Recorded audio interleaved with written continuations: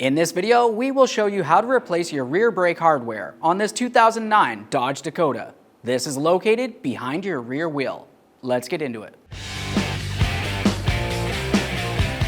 Continue on to removing all 5 of our 22mm lug nuts and then the wheel.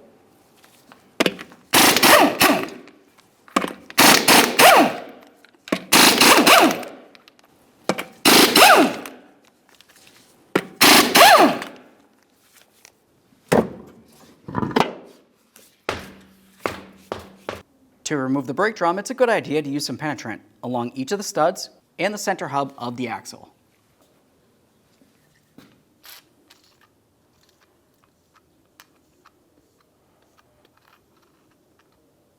Now you can start removing the brake drum. Give it a wiggle. If it's stuck to the axle, continue on into each of these ports. You can use an 8x125 bolt. We'll start this in by hand directly into the drum. As you screw this into the drum, it'll start pressing against the axle and pull the drum away.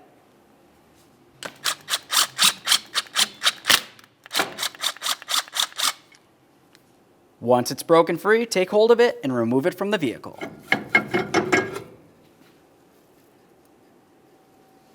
The next thing you will want to do is clean down the area where we're going to be working. You'll find that you have a lot of brake dust. It's a good idea not to use compressed air.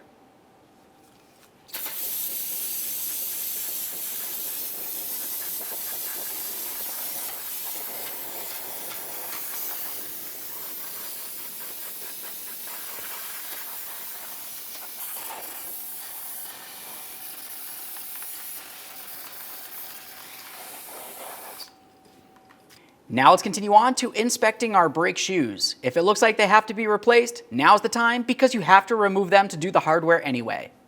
All right, let's start taking apart our rear brakes. It's a good idea to pay attention to exactly where everything was and the orientation of it as you remove it. Let's start by grabbing onto this spring right here. We'll pull it down and pull it out of the hole in the rear shoe.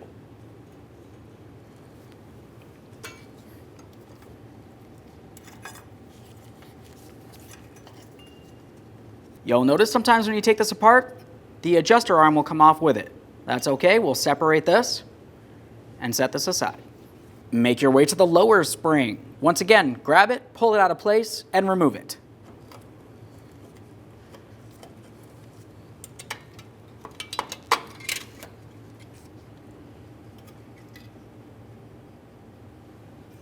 Make your way to the adjuster. We're going to de-adjust this by bringing the cog all the way towards the forward end. You can use a pry bar, screwdriver, or some pliers.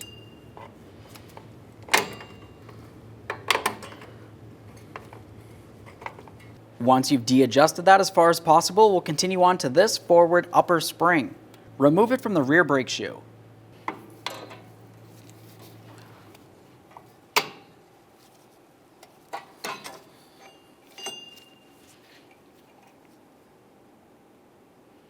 Now let's move along to each of our anchor pins. For these, you'll find that you have a metallic clip that you can squeeze in towards the shoe, twist that pin, and pull it out from the back of the backing plate. Use some pliers. Squeeze this in, grab that pin from the back side, give it a twist, pull it out.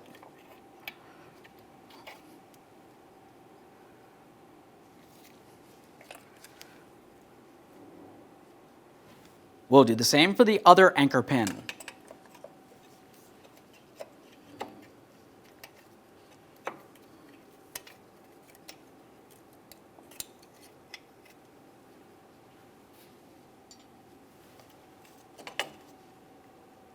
Now we'll pay attention down along the bottom where the shoes connect to the backing plate area. Take hold of each shoe and pull it away from the backing. Now you can bring this in. We'll do the same to the other one. As we've done that, you'll notice that you lost tension from this upper spring. Now we can go ahead and take that off of there. Once you have that spring off of there, you can start removing the brake shoes from the area.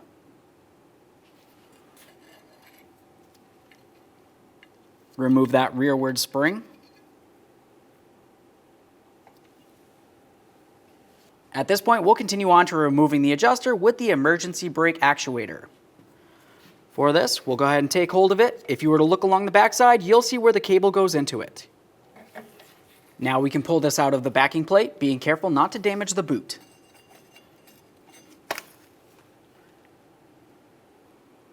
Now we'll take this apart, just give it a little wiggle to separate them. For the adjuster itself, it's a good idea to take it apart, unscrew the adjuster cog, and clean the threads on this. Once you do, go ahead and lubricate it with a little bit of grease and put it back together. After you've done that, you're going to also want to make sure that the EBrake lever functions properly. It's common for them to get rusted in the hinge point here and not be able to function. If that's the case, make sure you clean this up and lubricate it as well. Now that I have my adjuster threads cleaned, I'll apply some copper anti-seize. We'll continue on to the center tab. You'll notice on this you have an area that protrudes out.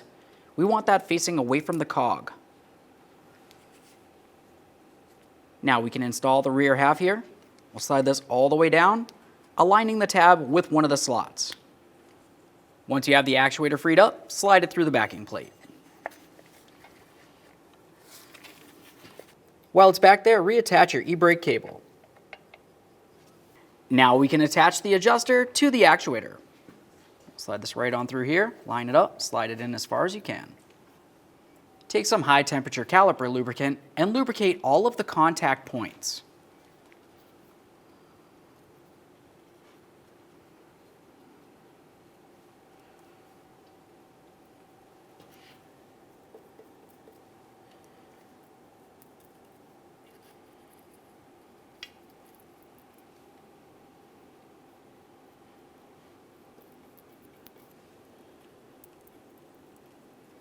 Now we can prepare to put on our shoes. We'll take the rearward spring. You'll notice I have my hands on the coil and it's facing towards the rear of the vehicle.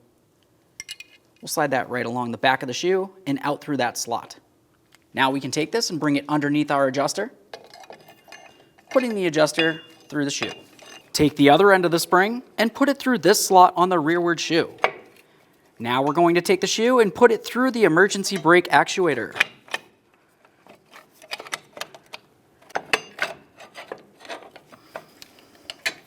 This part can take a little bit of finagling.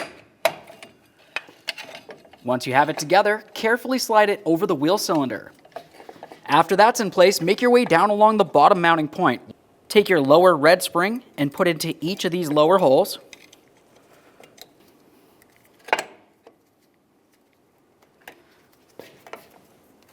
Slide it over the lower mounting area.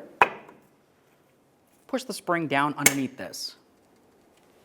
Now we can install our anchor pins, come through the back of the backing plate, and then out through the hole in the shoe. We'll take the clip. If you were looking at the pin, you can see that it has a flat blade. We'll align that, squeeze the clip in, and then twist the pin so it locks it in position.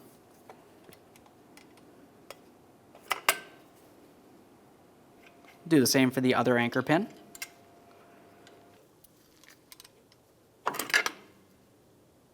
Time for the upper forward spring. Let's take this end and slide it through the slot in the shoe. Bring it towards the rear shoe. Now we'll carefully start pulling this over to its corresponding mounting hole.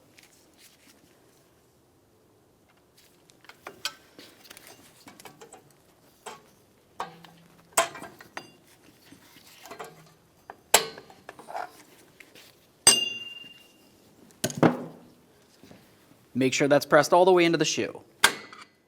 Now we can move along to the adjuster lever. You'll notice along the top area here, there's a tab. That needs to slide up and inside of the adjuster. You also have this little piton for it to rest onto.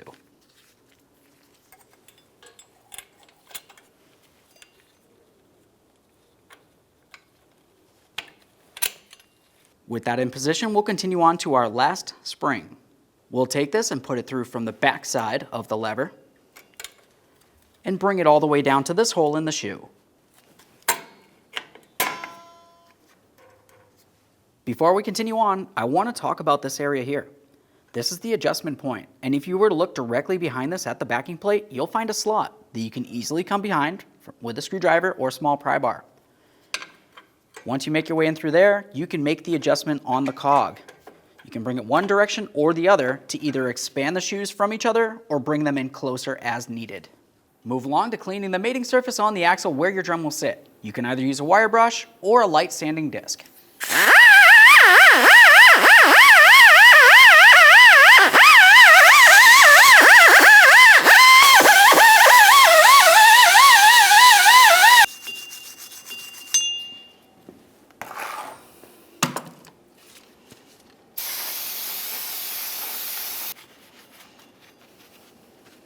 Once this area is clean and free of any debris, continue on with some copper anti-seize.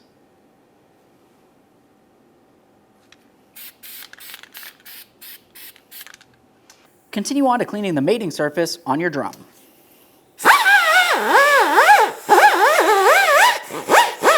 Let's clean the braking surface on our drum.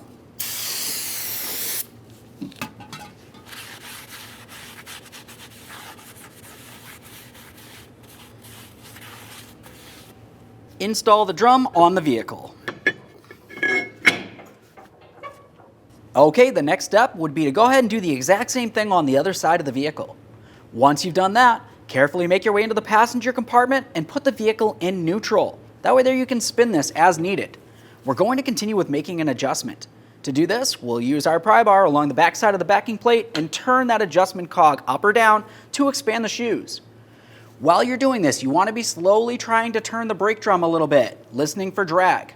A little bit of noise is okay, but if it's hard to turn this, that means that it's too tight and you need to de-adjust. Now we can make our way to the back side and we'll install our protective cover.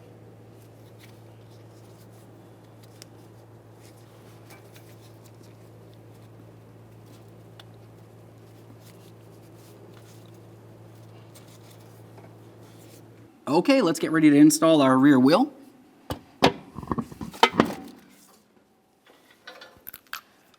Start on all 5 of your 22mm lug nuts. Bottom them out, get the wheel safely back on the ground, and torque each wheel to 130 foot-pounds.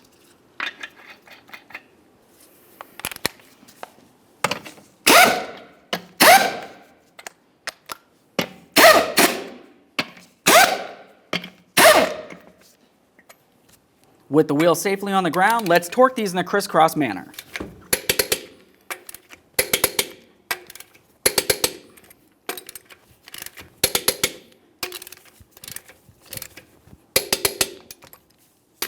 Torqued. Okay friends, we showed you how to do one side of the vehicle. The process will be the exact same thing on the other side. Aside from that, go ahead and take your vehicle for a road test. Thanks for watching. When only the best will do, demand TRQ. The only company that lets you view before you do. TRQ is committed to offering the highest quality aftermarket auto parts that are engineered for peace of mind. Thanks for using and viewing with TRQ.